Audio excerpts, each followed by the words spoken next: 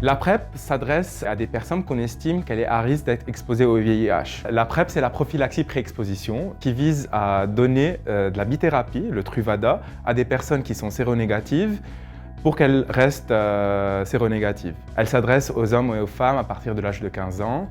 Dans les recommandations, c'est les personnes HSH, donc les hommes qui ont des relations avec d'autres hommes, les travailleurs et travailleuses du sexe, les personnes qui consomment les drogues par voie intraveineuse, les personnes transgenres. Mais les recommandations s'étalent aussi pour des personnes qui ont eu recours au TPE, donc c'est-à-dire le traitement post-exposition, ou de par leur pratique sexuelle, ça leur met ou leur prédispose à un risque accru à l'exposition au VIH. Dans le cadre de la prise en charge de la PrEP, on a des appels téléphoniques au laboratoire pour la prise de rendez-vous. On leur demande si c'est pour une première fois ou pour un suivi. Ensuite, ils arrivent directement à l'hôpital au guichet 4 où on les enregistre. Et ensuite, ils voient directement le docteur Khoury pour leur consultation. Je vois en fonction de la prescription médicale. S'il y a une prise de sang, on fait la prise de sang. On répond aux questions du patient, on voit avec lui un petit peu ses besoins ou on complète. Parfois, il a des questions qu'il n'a pas osé poser au médecin, donc on complète. Parfois, il y a des traitements également. Donc on prévient que c'est douloureux, on dit également qu'on met une anesthésie locale avant. Après, c'est de la surveillance, si tout va bien.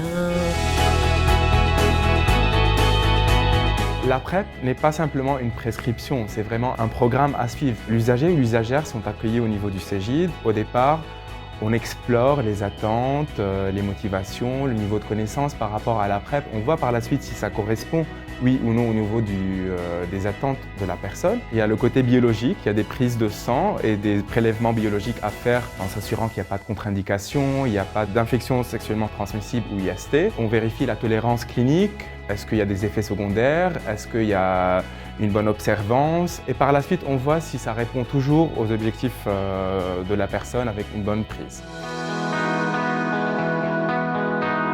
Le patient issu de la PrEP vient chez nous avec son ordonnance et c'est à ce moment-là que nous, on analyse, on dispense les médicaments et on fait donc un conseil associé à la prescription sur les modalités de prise, quoi faire effectivement s'il y a oubli, sur les effets secondaires, les interactions potentielles du médicament avec d'autres médicaments, etc., etc. Alors ce qu'il faut retenir aussi, c'est que ce médicament ne protège pas des autres maladies, des autres infections sexuellement transmissibles. Il y a des précautions à prendre effectivement en termes de port de préservatifs, etc. Il y a deux schémas à suivre. Il y a le schéma en continu qui consiste à prendre un comprimé tous les jours. Il y a également le schéma à la demande.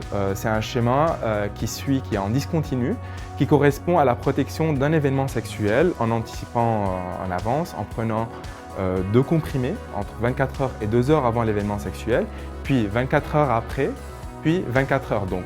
4 comprimés en 3 prises. Les essais cliniques français et internationaux ont démontré une bonne efficacité de 2 schémas avec une très bonne observance et des très bons chiffres par rapport à la prévention de la transmission VIH.